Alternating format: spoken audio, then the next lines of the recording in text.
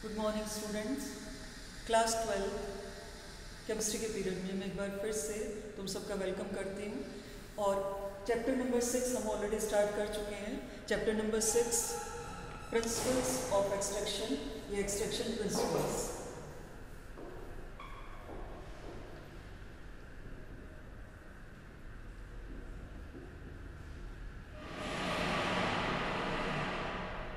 Extraction principles, ठीक है। Chapter में अभी तक जो हम पढ़ चुके हैं, एक बार 2 सेंटेंसेस में मैं उसको रिवाइज करा देती हूँ कि हमने अभी तक क्या क्या पढ़ा है। देखो, स्टार्टिंग में day 1 I told you about the distribution of extraction process. Extraction process को कितने पार्ट में डिवाइड किया जाता है। सबसे पहला पार्ट अपना था grinding of the ore, second part था concentration of the ore, third part था formation of the metal oxide and reduction of the metal oxide, जिसको एक ही बार मैंने लिखा था, लेकिन वो उसको भी 2 पार्ट में डिवाइड किया जाता है, जिसका कल एक पार्ट हम पढ़ चुके हैं फॉर्मेशन ऑफ मेटल ऑक्साइड, और दूसरा पार्ट आज हमें पढ़ना है रिडक्शन ऑफ मेटल ऑक्साइड। सबसे लास्ट में आता है प्योरिफिकेशन ऑफ मेटल। वो हेडिंग मैंने इधर डाला हुआ, प्योरिफिकेशन ऑफ मेटल, ठीक है। अगर टाइम रहता है तो प्योरिफिकेशन ऑफ मेटल के कुछ प्रोसेसेस हम आज स्टार्ट कर लेंगे। अच्छा, before going to the topic, one more thing I want to tell you बेटा। Yesterday formula of the gold, देखो मैं उसको यहाँ बोर्ड पर वापस लिखती हूँ, और उसमें जितना मैंने बाद में देखा स्क्रीनशॉट में, मैंने उसको 4 नंबर लिखा था, जबकि वो 4 नहीं होता। Na_AuCN2,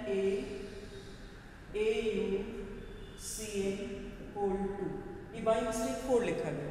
जिंक के लिए 4 आता है, बट गोल्ड और सिल्वर के लिए 2 वैल्यू आती है, क्योंकि गोल्ड और सिल्वर का कोऑर्डिनेशन नंबर 2 हो सकता है, तो 2 ही साइनाइड आयन इसके साथ लगे हुए होते हैं, ठीक है। तो एक तो ये फॉर्मूला तुम्हें करेक्ट करना है। One more thing for the correction is कि जो अपना कैल्सिनेशन का प्रोसेस है, कल मैंने तुम्हें बताया था कि कैल्सिनेशन के प्रोसेस में जो नॉन मेटल्स होती हैं, they also form their oxides. तो वो जो नॉन मेटल्स के ऑक्साइड्स हैं, वो अपने बुक में रोस्टिंग के प्रोसेस के साथ ही दिए हुए हैं, कैल्सिनेशन के साथ नहीं दे रखे हैं, ठीक है। तो उनको रोस्टिंग के प्रोसेस में ही तुम इंक्लूड करना। जब पॉइंट ऑफ डिफरेंसेस मैंने तुम्हें बताए थे रोस्टिंग और कैल्सिनेशन में, तो पॉइंट ऑफ डिफरेंसेस में लास्ट पॉइंट यही था, that in calcination we have the non-metal oxides as well formed by the oxidation। पर यहाँ पर बुक में ये मानकर चल रहे हैं कि ऑक्सीजन 12th लेवल तक कि ऑक्सीजन बिल्कुल भी कंज्यूम होती ही नहीं है कैल्सिनेशन में, तो वो रोस्टिंग के साथ दिया हुआ है, तो उसको तुम रोस्टिंग के साथ कंसिडर कर लेंगे। एक ये था। And number reduction of metal oxide, अभी भी इसके पास जाने से पहले मैं एक चीज़ तुम्हें और बताना चाहती हूँ। Concentration of the ore we have done by different methods। जैसे एल्यूमिनियम का, गोल्ड का, सिल्वर का कॉन्सेंट्रेशन हमने कल किया था, ठीक है। तो डिफरेंट मेथड्स हमने कॉन्सेंट्रेशन किया। अब कॉन्सेंट्रेशन ऑफ द ओर करने के बाद भी अगर कुछ इम्प्योरिटीज ओर के साथ लगी रह जाती हैं, so before going to the reduction we have to remove the impurities. वो मैं पार्ट नीचे लिख रही हूँ, ठीक है। वो पार्ट क्या है अपना, अगर हमारे पास एसिडिक इम्प्योरिटीज है, depending on the nature of the impurities, acidic impurities and basic impurities, ठीक है। एसिडिक इम्प्योरिटीज और बेसिक इम्प्योरिटीज का मतलब क्या है, क्योंकि अभी तक तो ये टर्म आई नहीं है। एसिडिक इम्प्योरिटीज का मतलब ये है कि जिनको बेस की हेल्प से रिमूव किया जा सकता है, जो बेस से न्यूट्रलाइज हो जाती है, कि अगर हमने बेस मिला दिया उसके अंदर कॉन्सेंट्रेटेड ओर के अंदर, तो वो न्यूट्रलाइज हो जाएंगे impurities. Basic impurities means which can be neutralised by mixing the acidic part. अब इसमें देखो क्या होगा, जो एसिडिक इम्प्योरिटीज है जनरली मानी जाती हैं सिलिकॉन डाइऑक्साइड की इम्प्योरिटीज, क्योंकि ये वाटर के साथ रिएक्ट करके एसिड बनाती है। Then phosphorus pentoxide P2O5, P4 hotel लिखा हुआ है बुक में, बट दिस इज P2O5, उसका डायमर। देन बेसिक इम्प्योरिटीज में अपनी कैल्शियम ऑक्साइड आ जाता है, मैग्नीशियम ऑक्साइड आ जाता है, जिंक ऑक्साइड आ जाता है, मेटल ऑक्साइड्स, दे कम इन बेसिक इम्प्योरिटीज। अब हम क्या करते हैं, एक इक्वेशन में बोर्ड पर लिख रही हूँ, gangue plus flux to give the slag. देखो इनके मीनिंग समझो अलग है। Gangue means the amount of impurities present in the concentrated ore. समझ में आई बात? कॉन्सेंट्रेटेड ओर में जितनी इम्प्योरिटीज प्रेजेंट है उसको गैंग बोलते हैं। फ्लक्स उस इम्प्योरिटीज़ को न्यूट्रलाइज करने के लिए, उस इम्प्योरिटीज़ को कॉन्सेंट्रेशन लेवल पर ख़त्म करने के लिए हम जो एडिशनल कंपाउंड उसमें ऐड कर रहे हैं, जो भी केमिकल सब्सटेंस ऐड कर रहे हैं, that is called the flux. और उन दोनों के मिलने से जो बनने वाला है वो स्लैग होगा। तीनों का मीनिंग समझ में आया? क्योंकि एक एक नंबर में इनकी डेफिनेशन पूछ ली जाती है। तो एक एक वर्ड में मैं यहाँ पर लिख देती हूँ बोर्ड पर, क्योंकि डेफिनेशन बोर्ड पर लिखूंगी तो और आगे का टॉपिक नहीं हो पाएगा।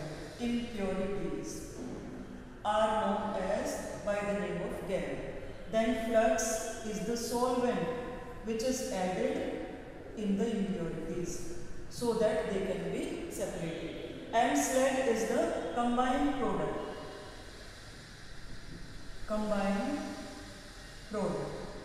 ठीक है? And this slag is fusible. एक और टर्म मैंने यूज की, फ्यूजिबल, और एग्जाम में भी क्वेश्चन में यूज की जा सकती है टर्म। फ्यूजिबल मीन्स अब ये और को परेशान नहीं करेगा, अब इसको फ्यूज किया जा सकता है, बाहर निकाला जा सकता है इसको। जैसे फ्यूज होता है ना, फ्यूज उड़ गया तो लाइट नहीं जलेगी उसके बाद, तो ये एक बार फ्यूज हो गया, फ्यूजिबल फॉर्म में कन्वर्ट हो गया, तो दोबारा से ये और को अब एसिडिक फॉर्म में या बेसिक फॉर्म में नहीं परेशान करेगा। अब देखो अपनी जो एसिडिक इम्प्योरिटीज है, अगर एसिडिक इम्प्योरिटीज किसी और में प्रेजेंट है तो उसमें इनमें से कोई एक केमिकल सब्सटेंस ऐड किया जाता है। मैं रिएक्शन लिख के बता रही हूँ तुम्हें कैसे ऐड करेंगे। देखो एसिडिक इम्प्योरिटी SiO2 पहले से प्रेजेंट थी, इसमें हमने कैल्शियम ऑक्साइड ऐड कर दिया, क्योंकि उसको रिमूव करने के लिए बेस ही ऐड कर सकते हैं। Then it will convert into CaSiO3 and this is slag. ये प्रेसिपिटेट की फॉर्म में आ जाएगा, कैल्शियम सिलिकेट, ठीक है, और ये स्लैग होगा। अब दूसरा, अगर अपनी इम्प्योरिटीज मैग्नीशियम ऑक्साइड या कैल्शियम ऑक्साइड या जिंक ऑक्साइड की इम्प्योरिटी, ठीक है, अपने पास क्या इम्प्योरिटी है ZnO, हमने इसमें मिलाया एसिडिक पार्ट, इन दोनों में से कोई एक मिलाएंगे, SiO2 मिलने के बाद क्या बन जाएगा अपने पास ZnSiO3 zinc silicate, this is slag. ठीक है, समझ में आई बात? मतलब जो इम्प्योरिटीज प्रेजेंट है हमने उसी को यूटिलाइज कर लिया, हमने उसी को यूटिलाइज कर लिया है to remove the other impurity depending on the nature. अगर हमारे और के साथ बेसिक इम्प्योरिटी प्रेजेंट है तो हमने एसिडिक इम्प्योरिटी ऐड कर दी, और अगर हमारे और के पास एसिडिक इम्प्योरिटी प्रेजेंट है तो हमने बेसिक इम्प्योरिटी ऐड करके स्लैग के फॉर्म में उसको रिमूव कर दिया। अब अपने पास इम्प्योरिटी फ्री और प्रेजेंट है, उसका हम क्या करेंगे? रिडक्शन, क्योंकि वो ऑक्साइड की फॉर्म में, कल हमने ऑक्साइड बनाई, अब हमको रिड्यूस करना है। रिडक्शन ऑफ मेटल ऑक्साइड किस किस तरह से किया जा सकता है, बहुत ध्यान से समझना है। देखो फर्स्ट प्रोसेस है रिडक्शन विद द कार्बन या चारकोल। कार्बन की उस फॉर्म को चारकोल बोलते हैं जो रिड्यूस करने के लिए मिलाई जाती है। हम कार्बन को अगर मिला रहे हैं और के अंदर तो carbon has more affinity with oxygen in comparison to the metal ore. Metal और ऑक्सीजन के साथ रिएक्ट करके कंपाउंड बना चुकी है, लेकिन कार्बन की एफिनिटी ऑक्सीजन के साथ इतनी ज़्यादा होती है कि वो मेटल में से ऑक्सीजन को खींच लेगा और मेटल को सेपरेट कर देगा, और यही हम चाहते हैं। ठीक है, तो पहली रिएक्शन में यहाँ लिख रही हूँ, देखो ऊपर बोर्ड पर। फर्स्ट रिएक्शन क्या होगी अपनी? सपोज मैंने लिया जिंक ऑक्साइड, क्योंकि ऑक्साइड बना चुके हैं, प्लस कार्बन, हमारी मेटल बन जाएगी जिंक और कार्बन मोनोऑक्साइड गैस रिलीज हो जाएगी। ये बात आई समझ में? अच्छा, अब इसके बाद आओ दूसरा बेटा, हम एक और का एग्जाम्पल मैं यहाँ लिख देती हूँ कार्बन के साथ रिड्यूस करने के लिए। For example PbO plus C to give Pb plus CO2। कैसे CO2 बन जाएगी? इसको 2 कर दो, 2 करते CO2, और इसको यहाँ पर अगर 2 कर देंगे तो 2 करते ये भी CO2। ठीक है, क्योंकि कार्बन डाइऑक्साइड ऑक्सीजन के एक्सेस में, अगर ये ऑक्सीजन वाला पार्ट एक्स्ट्रा है तो कार्बन डाइऑक्साइड में कन्वर्ट हो जाती है कार्बन मोनोऑक्साइड। अब एक और चीज़ जिस पर तुम्हें ध्यान देना है, ये तो सिंपल इक्वेशन से दोनों, अब थोड़ा सा लॉजिकल इक्वेशन। देखो आयरन का जो ओर होता है, आयरन का ओर है हेमेटाइट Fe2O3, हमने उससे ऑक्साइड बना लिया, हेमेटाइट होता है Fe3O4, हमने उससे ऑक्साइड बना लिया Fe2O3। अब मुझे इसे कार्बन की हेल्प से कन्वर्ट करना है मेटल में। मैंने कार्बन लिया, इसमें ले लेती हूँ 3CO, क्योंकि यहाँ 3 ऑक्सीजन लिखा हुआ है। ठीक है, यहाँ से क्या बन जाएगा 2Fe प्लस 3CO, यहाँ पर CO2 नहीं बनता, ये ध्यान रखना। यहाँ मैंने CO बना के फिर CO2 में कन्वर्ट किया था, बट यहाँ पर CO2 नहीं बनेगा, यहाँ कार्बन मोनोऑक्साइड ही बनेगी, क्योंकि ये कार्बन मोनोऑक्साइड फर्दर यूटिलाइज होती है इसको रिड्यूस करने के लिए। एक दूसरी रिएक्शन भी होगी इसी के साथ, Fe2O3 plus 3CO to give 2Fe plus 3CO2। ये बात आई समझ में? ठीक है, जो कार्बन हमने लिया था वो तो रिड्यूस कर ही रहा है ओर को, आयरन के ओर को, लेकिन जो कार्बन मोनोऑक्साइड बनी है रिएक्शन में वो भी as a reducing agent utilize होगी। ठीक है, ओर को फर्दर रिड्यूस करने के लिए। अब इसमें एग्जाम में जो क्वेश्चन पूछा जाता है वो क्या पूछते हैं, carbon monoxide is a better reducing agent than carbon in the reduction of Fe2O3 या hematite ore, in the reduction of hematite ore. इस क्वेश्चन का आंसर मैं तुम्हें आज नहीं बता रही हूँ, इस क्वेश्चन का आंसर अगले वीडियो में बताऊंगी जब हम आयरन की पूरी मेटलर्जी पढ़ेंगे। अभी तो केवल ये प्रोसेस की फॉर्म में आया, जब पूरी मेटलर्जी पढ़ेंगे तब मैं तुम्हें बताऊंगी कि थर्मोडायनामिक प्रिंसिपल के अकॉर्डिंग कौन बेटर रिड्यूसिंग एजेंट माना जाता है। क्योंकि एक एलिंगम का डायग्राम है अपने सिलेबस में, उस डायग्राम के अकॉर्डिंग हम ये डिसाइड करते हैं कि कितने टेम्परेचर पर किस मेटल ओर को रिड्यूस किया जा सकता है, कौन कंपाउंड कितने टेम्परेचर पर स्टेबल है और कौन कंपाउंड कितने टेम्परेचर पर अनस्टेबल है। तो depending on the temperature we decide which one is the better reducing agent. मैंने तुम्हें थोड़ा आइडिया दे दिया, अब बुक में तुम सर्च करना चाहो तो कर सकते हो। मैं आयरन की मेटलर्जी के साथ इस क्वेश्चन का आंसर तुम्हें बताऊंगी। फिर उसके बाद आता है बेटा, देखो मैंने ऑक्साइड वाले के कार्बन के साथ बता दिया रिडक्शन। अब उसके बाद दूसरा आते हैं रिडक्शन विद एल्यूमिनियम। एल्यूमिनियम की रिडक्शन के पीछे कॉन्सेप्ट क्या लगता है, जो एल्यूमिनियम से कम रिएक्टिविटी वाली मेटल्स हैं, मेटल के ऑक्साइड्स हैं, उन मेटल ऑक्साइड्स में से एल्यूमिनियम भी कार्बन के जैसा ही काम करता है, because aluminium also has high affinity with the oxygen. हमने कार्बन को क्यों सेलेक्ट किया, एल्यूमिनियम को क्यों सेलेक्ट किया, because both of them have high affinity with the oxygen. अगर ऑक्सीजन किसी दूसरे एलिमेंट के साथ भी कंबाइन करके कंपाउंड बना चुकी है, फिर भी ऑक्सीजन को खींचने की टेंडेंसी रखती है इन दोनों एलिमेंट। ठीक है, तो यहाँ पर हम ले लेते हैं एल्यूमिनियम की रिएक्शन। एल्यूमिनियम को कैसे यूटिलाइज करेंगे, एल्यूमिनियम के लिए हम Cr2O3 क्रोमियम ट्राइऑक्साइड की रिएक्शन कराएंगे plus Al to give 2Cr plus Al2O3। देखो एल्यूमिनियम का ऑक्साइड बन गया क्योंकि ऑक्सीजन के साथ एफिनिटी ज़्यादा थी और क्रोमियम मेटल को हम सेपरेट करना चाह ही रहे थे, हम मेटल ऑक्साइड को रिड्यूस ही करना चाह रहे थे। एक और मेटल है, उसकी रिएक्शन तुम अपने आप लिख के देखना, Mn3O4, इसको भी इस मेथड से रिड्यूस किया जा सकता है। जैसे क्रोमियम ट्राइऑक्साइड को रिड्यूस करते हैं ऐसे ही मैग्नीज ऑक्साइड को भी रिड्यूस करते हैं। तो उसको रिड्यूस करने के लिए भी हम एल्यूमिनियम की हेल्प लेते हैं। अब एक और चीज़ में इंपॉर्टेंट इसके बारे में बताना चाह रही हूँ, इसका मैंने ब्रैकेट में लिखा है thermite process. The complete name is Schmitt, SCHMIDT, thermite process. सबसे पहले स्मिट नाम के एक साइंटिस्ट ने इस प्रोसेस के बारे में बताया था and it also depends on the temperature ranges, जो मैं तुम्हें एलिंगम डायग्राम में क्लियर करूँगी टेम्परेचर रेंजेस। ठीक है, सबसे पहले उन्होंने बताया था स्मिट ने थर्माइट हम इसलिए बोलते हैं because there is change of temperature. Thermo word is always used for the temperature because the reaction is taken place at very high temperature, इसलिए थर्माइट वर्ड यूज किया जाता है। तो स्मिट ने टेम्परेचर की हेल्प से, हाई टेम्परेचर की help से इस रिडक्शन को कंप्लीट कराया था। This is why the name of the process was written Schmidt thermite process और Schmidt aluminothermite process, because aluminium was utilized, उसका कोई रिप्लेसमेंट नहीं है, कोई दूसरी मेटल एल्यूमिनियम की जगह नहीं लेते, ये रिएक्शन केवल एल्यूमिनियम के साथ ही होती है। तो एल्यूमिनोथर्माइट प्रोसेस भी तुम्हें कहीं ना कहीं लिखा हुआ बुक में मिल जाएगा इसका नाम। ठीक है, अच्छा अब उसके बाद आते हैं बेटा ऑटो रिडक्शन प्रोसेस पर।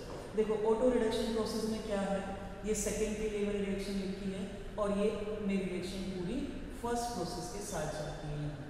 ठीक है, अब इसमें ऑटो रिडक्शन का मीनिंग क्या है पहले वो क्लियर होना चाहिए। ऑटो वर्ड का मीनिंग है सेल्फ।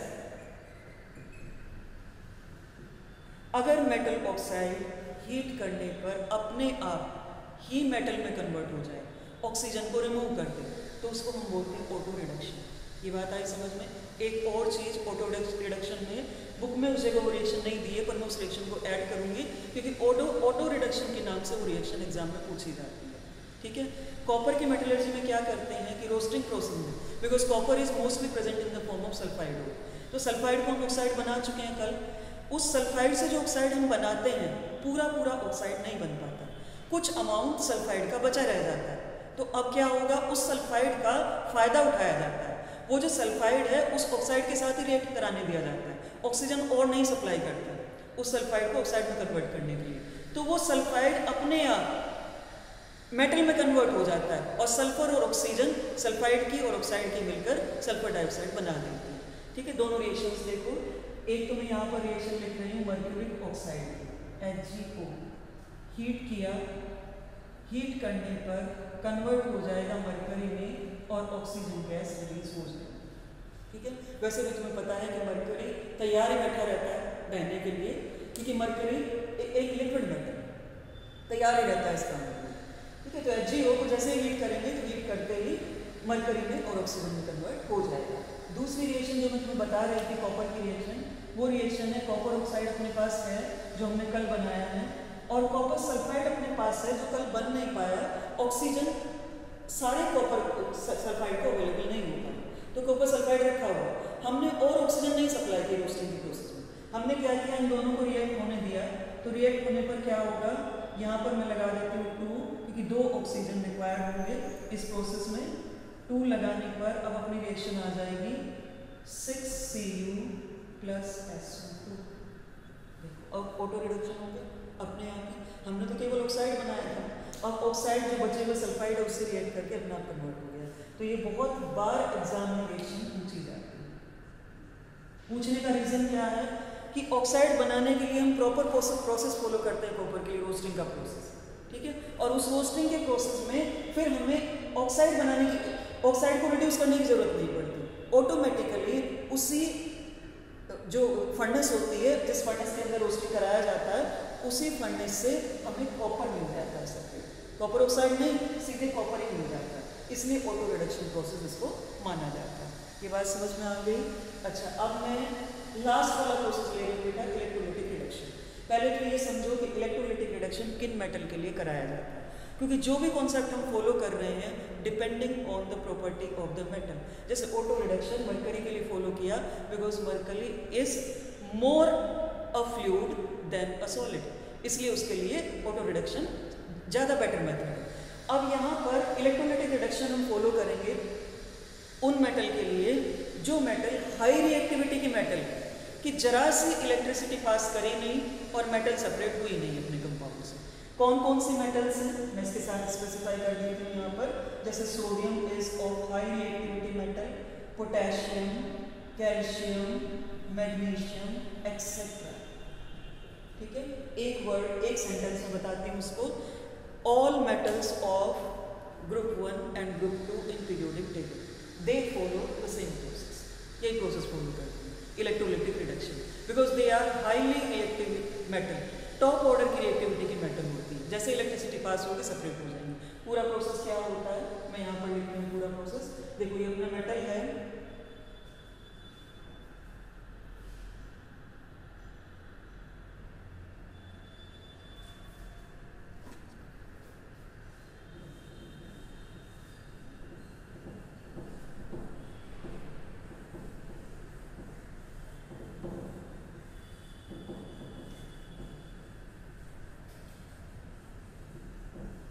एक सॉल्ट ले लेते हैं सोडियम का, पहले नंबर पर सोडियम लिखा है, इसका एक सॉल्ट ले लेते हैं सोडियम क्लोराइड। इलेक्ट्रिसिटी पास की, इलेक्ट्रिक करंट पास करने पर सोडियम आयन और क्लोराइड बन जाए। Got it? बहुत पुरानी रिएक्शन है, बहुत पहले से पढ़ते आ रहे हो। सोडियम क्लोराइड के सॉल्यूशन में एक्वस सॉल्यूशन एक क्यू और मेंशन कर देती हूँ यहाँ पर, क्योंकि सॉलिड सोडियम क्लोराइड में इलेक्ट्रिसिटी पास नहीं की जा सकती है। घर में नमक रखा हुआ है, कितना भी इलेक्ट्रिसिटी के ऊपर डाल दो, वायर के ऊपर डाल दो डायरेक्ट, कभी इलेक्ट्रिसिटी पास नहीं होगी। कब होगी? जब इसका सोल्यूशन बना देंगे। तो एक्वस सोल्यूशन में इलेक्ट्रिक करंट हमने पास की, सोडियम आयन बने, क्लोराइड बने, और हमने इसको एक इलेक्ट्रिक सेल के अंदर रखा हुआ है। इलेक्ट्रिक सेल में तुम्हें मालूम है कि 2 इलेक्ट्रोड होते हैं, एक कैथोड और एक एनोड, 2 इलेक्ट्रोड। ठीक है, कैथोड और एनोड के साइन के बारे में भी तुम्हें मालूम है। कैथोड का साइन होता है नेगेटिव और एनोड का साइन होता है पॉजिटिव। ठीक है, अब तो समझने वाली बात कुछ रही नहीं है। नेगेटिव इलेक्ट्रोड पर अपना पॉजिटिव आयन जाने वाला है और पॉजिटिव इलेक्ट्रोड पर अपना नेगेटिव आयन जाने वाला है। नेगेटिव इलेक्ट्रोड पर मैंने भेज दिया सोडियम को, सोडियम आयन, और पॉजिटिव इलेक्ट्रोड पर मैंने भेज दिया Cl माइनस। ठीक है, रिएक्शन कहाँ से स्टार्ट होगी? देखो मैंने कैथोड पहले लिखा है, रिएक्शन यहाँ से स्टार्ट होगी। Chlorine will lose the extra electron, chlorine ने एक्स्ट्रा इलेक्ट्रॉन को लूज किया और हमारे पास हाफ Cl2 गैस बन जाएगी, क्लोरीन गैस बन जाएगी, एक इलेक्ट्रॉन लूज करके। अब क्योंकि रिएक्शन तो सॉल्यूशन में ही हो रही है, दोनों इलेक्ट्रोड हमने कंटेनर के अंदर सॉल्यूशन में ही डाल रखे हैं। ठीक है, ये अपना सेटअप है, इसमें ये कैथोड, ये एनोड, ये हम डालेंगे। ठीक है, सॉल्यूशन में रिएक्शन हो रही है तो ये इलेक्ट्रॉन सॉल्यूशन में घूमते घूमते सोडियम को ढूंढ लेता है और सोडियम को ढूंढकर इसको सोडियम सॉलिड में कन्वर्ट कर देता है। ये बात आई समझ में? अब अपने पास सोडियम मेटल आगे जो हम बनाना चाहते हैं, इसमें देखो बुक में नहीं दिया हुआ, मैं थोड़ा सा आगे का तुम्हें बता देती हूँ। यहाँ ये डर रहता है सोडियम बनने के बाद, क्योंकि हमने एक्वस सॉल्यूशन लिया हुआ, तो sodium is highly reactive metal. जो क्राइटेरिया है इस प्रोसेस का, that is high reactivity of the metal. तो हाईली रिएक्टिव मेटल है तो उसको वाटर से नहीं बचा पाएंगे। It will easily react with water which is present in the solution, क्योंकि सोडियम और क्लोरीन तो अलग हो चुके हैं, अब तो वाटर ही बचा है। तो सोडियम वाटर से रिएक्ट करके NaOH बना देगा। उसको अवॉइड करने के लिए हम मरकरी मिला देते हैं। रिएक्शन जैसे अपनी कंप्लीट होने वाली होती है, इसमें मरकरी मिला देंगे और मरकरी मिलाने पर इसको अमलगम बना देते हैं, NaHG। अब ये NaHG वाटर से रिएक्ट नहीं करेगा, क्योंकि अब ये मिक्स्ड एलॉय बन गया। जैसे ही इसको हीट करेंगे, मरकरी की क्वालिटी हम यूटिलाइज करेंगे, प्रॉपर्टी यूटिलाइज करेंगे कि वेपराइज होने को तैयार ही बैठी रहती है, कि अपने बॉडी टेम्परेचर पे ही वेपराइज हो जाती है, तो वेपराइज होने को तैयार ही बैठी हुई है। तो जैसे ही इसको हीट करेंगे, मरकरी चली जाएगी और सोडियम अपने पास बचा रह जाएगा सॉलिड फॉर्म में। NaOH से हमें वापस उसको नहीं बनाना पड़ेगा सोडियम को। तो ये था अपना इलेक्ट्रोलाइटिक रिडक्शन। ये बात क्लियर हो गई बेटा? अच्छा, अब जो अगला प्रोसेस है वो स्टार्ट कर रहे हैं हम। इनमें से मुझे लगता है कि तुम्हें समझ में आ ही गया होगा, क्योंकि रिएक्शन कोई डिफिकल्ट नहीं है। कल वाली रिएक्शन फिर भी थोड़ी थी मैनेजेबल रिएक्शन थी, लेकिन आज वाली रिएक्शन मुश्किल रिएक्शन नहीं है। अब इनमें मैं लेना चाहती हूँ प्योरिफिकेशन ऑफ द मेटल। उसके लिए ये वाला पार्ट मैं इरेज कर रही हूँ पूरी तरह, क्योंकि ये वाला पार्ट का स्क्रीनशॉट ऑलरेडी आ चुका है।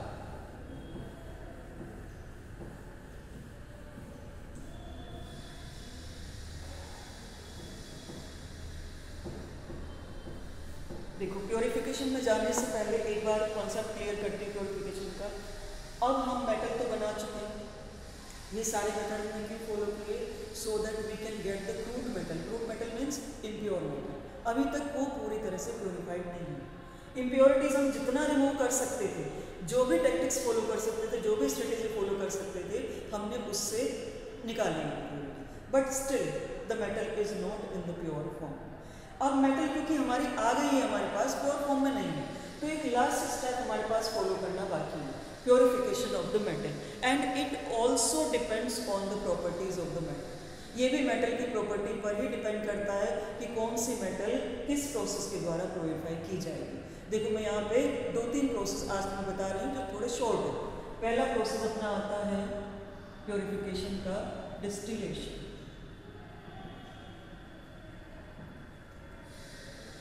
ठीक है, डिस्टिलेशन उन मेटल्स के लिए फॉलो किया जाने वाला प्रोसेस है जो मेटल्स कम टेम्परेचर पर वेपराइज हो जाते हैं। ठीक है, लो बॉइलिंग पॉइंट, मैं एक वर्ड में डिफाइन करती हूँ इसको, low boiling point of metal. इसका कॉन्सेप्ट है, इसका criteria, metal has low boiling point. इसका मतलब मेटल की टेंडेंसी थोड़ी लिक्विड फॉर्म में प्रेजेंट होने की है। इतना तो तुम समझ सकते हो कि अगर बॉइलिंग पॉइंट का क्राइटेरिया लिया है तो मेटल को हम सॉलिड मानते हैं। इट मीन्स कि जैसे ही उसको हीट किया जाएगा तो वो लिक्विड से वेपर में कन्वर्ट हो जाएगी। इस प्रोसेस के लिए प्रोसेस क्या होगा? सॉलिड मेटल में सोडियम से स्टार्ट करती हूँ। ये अपनी मेटल को हमने कन्वर्ट किया लिक्विड में, और लिक्विड को हमने कन्वर्ट किया वेपर में, और वेपर को हमने कंडेंस किया फिर से लिक्विड में। ये पूरा कंप्लीट प्रोसेस है जो सेंटेंस में बुक में लिखा हुआ है। ठीक है, क्या क्या किया? यहाँ पे हीट करेंगे, यहाँ भी हीट करेंगे, ठीक है, और यहाँ पर हम इसको कूल करेंगे, कंडेंस करेंगे, ठीक है। अब इसके पीछे का कॉन्सेप्ट क्या है, देखो हमने कंडेंस कर दिया, मैंने तुम्हें कंप्लीट प्रोसेस बता दिया, लेकिन अब तुम्हारे दिमाग में ये चीज़ आनी चाहिए कि जब इम्प्योरिटीज़ प्रेजेंट है उसके अंदर, तो इम्प्योरिटीज़ में तो ये प्रोसेस फॉलो कर सकते हैं।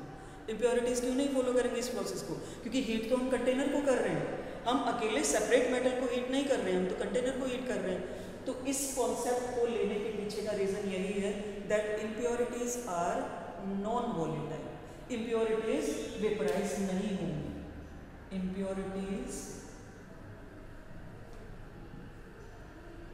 आर नॉन वोलेटाइल, वोलेटाइल का मतलब वेपराइज नहीं, इम्प्योरिटीज वेपर में कन्वर्ट नहीं होंगी। लिक्विड स्टेट तक तो साथ चलेंगे मेटल को जब तक लिक्विड में कन्वर्ट करेंगे तब तक तो साथ चलेगी मेटल, लेकिन उसके बाद उसका साथ छोड़ देंगे। उसके बाद जो आगे वाला प्रोसेस है वो मेटल को ही पूरा करना है, इम्प्योरिटीज उसको पूरा नहीं करनी। ये बात क्लियर हुई? अच्छा बेटा, अब एक और प्रोसेस मैं तुम्हें बताना चाह रही हूँ, वो भी इसी से मिलता जुलता प्रोसेस है, दैट इज लिक्वेशन। लिक्वेशन का सिंपल मीनिंग है कन्वर्जन इनटू लिक्विड फॉर्म, ठीक है, conversion into liquid form.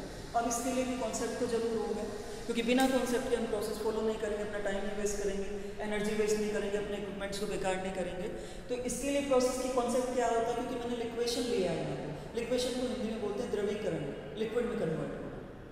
It means we are taking the help of melting point, क्योंकि यहाँ पर हम उसको वेपराइज कर रहे थे, बॉइलिंग पॉइंट की हेल्प लेनी पड़ी थी, यहाँ पर हम उसको क्या कर रहे हैं, लिक्विड में कन्वर्ट कर रहे हैं, तो मेल्टिंग पॉइंट की हेल्प लेनी पड़ेगी।